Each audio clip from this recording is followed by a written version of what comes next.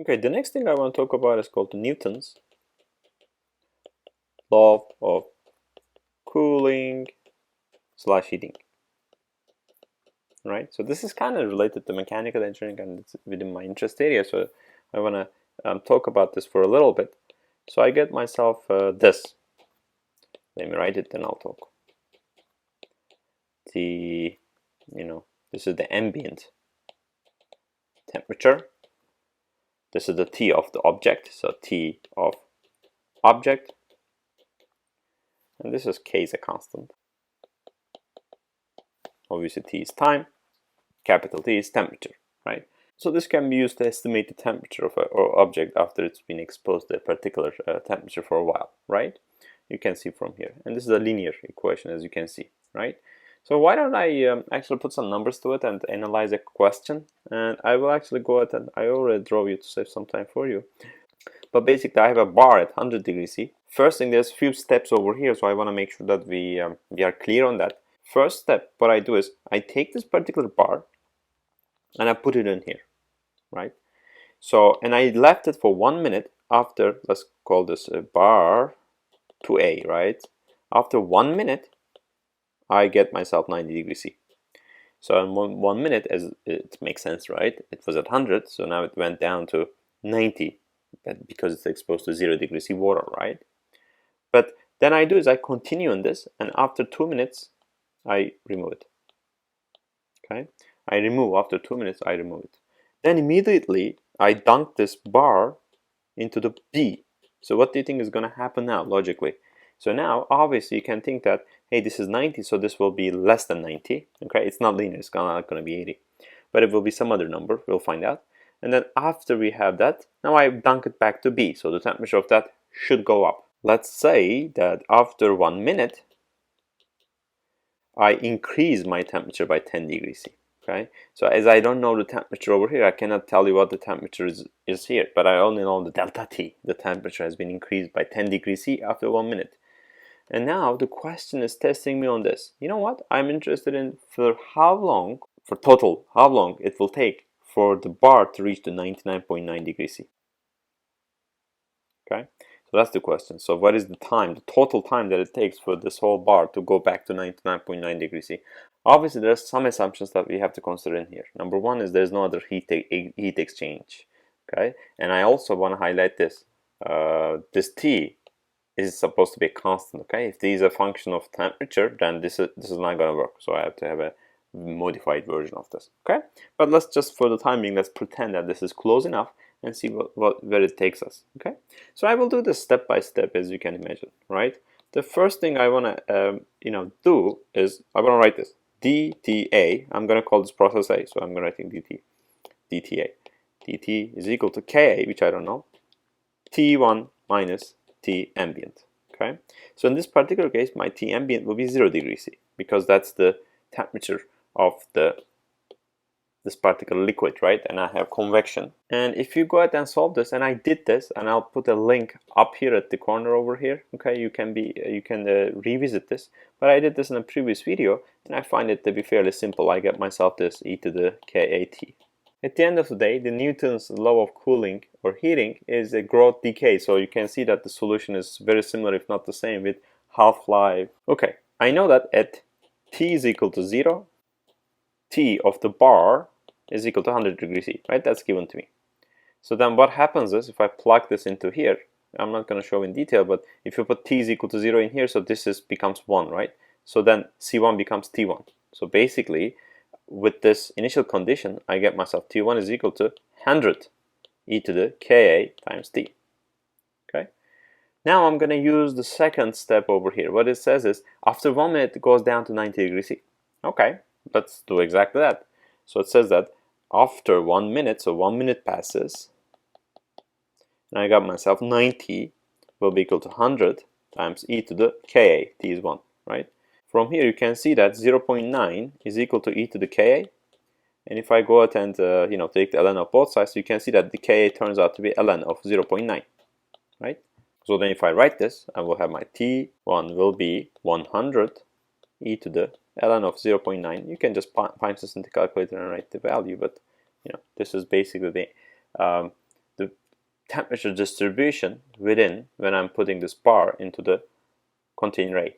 But now I'm operating this for 2 minutes and then removing it.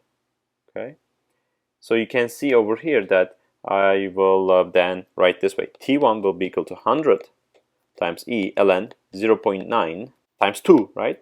Because 2 minutes has passed, and you can see here that ln 0.9 times 2, 81 degrees C. So after 2 minutes then, I have my bar at 81 degrees C. So that will be the boundary condition that I use when I do this particular second step. In the second one, I want to call the equation a little bit different so that we can differentiate it. dt will be equal to kb this time around, T2 minus T ambient, right? And the T ambient this time around is 100, right? If you look at the question, you will see it's given as 100. And this is a separable equation. Let's go and solve it. So you can see that dTb divided by T2 minus T ambient, sometimes it's called M as well, will be equal to Kb dt, right?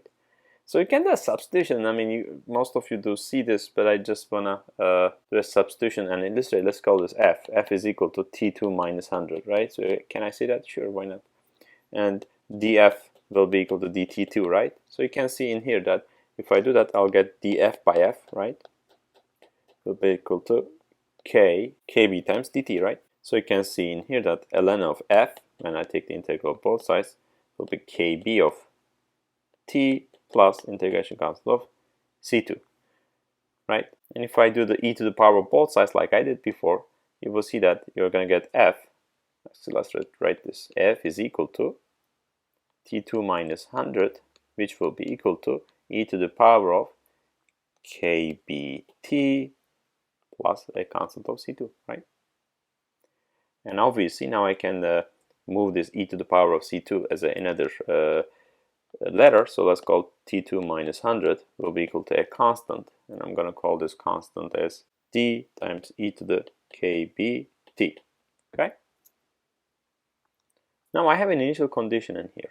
It's given to me. I find it from the previous step that my T2 at time is equal to 0. Now I'm not that what I'm doing.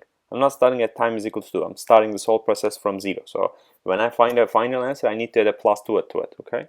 So that's the way that I'm going to approach this, but it's up to you. Okay, so this is given to me, 81. So if I go ahead and do that, you can see that 81 minus 100 is equal to d times e to the 0, right? So as this is 1, I get my d as minus 19. Okay, so that is good. So now I know my d. So I can go back. T2 minus 100 is equal to minus 19 e to the kbt. Okay, the next step is actually finding this kb value. And because it is given this, let's go up. Wow, that's a long question. You can see in here, after 1 minute, I increase by 10 degrees C, right? So let's go down, and you can see that if increases by 10, which means it's at 91, right? So it's going to be 91 minus 100 will be equal to minus 19 e to the kb, which I'm trying to find, times 1 minute, right? That's what it is given. So you can see this is minus 9, right? So minuses cancel. And I got myself e to the kb will be equal to 9 by 19, minuses cancel, right? So I get my kb as ln 9 by 19. So that's my kt value. So then I obtained what my equation should be like. So T2, 100 minus 19 e to the ln 9 by 19 times t. So this will be the final equation that I will use, okay? And in the last step, remember what the question asks. It's asked that when the temperature of this reaches to 99.9 degrees C, how long it takes. Okay, so you can see I simply go ahead and insert this number. So you can see let's actually move this to here. So you can see minus 0.1 will be equal to minus 19 e to the ln 9 by 19 t. So you can see in here then 0.1 divided by 19 will be equal to e to the ln 9 by 19 times t. So then if I take the ln of both sides, you will see that this is going to be ln 0.1 by 19 will be equal to ln 9 over 19 times t. So you see right there and then that this t needs to be ln 0.1 by 19 divided by ln 9 by 19. And obviously I need to plug this into my calculator, and if I do that I will get myself right around 7 minutes, not exactly 7, but right around 7 minutes. But remember, let's say this is a multiple choice question, don't just say that, hey, this is done, I got myself 7-minute answer.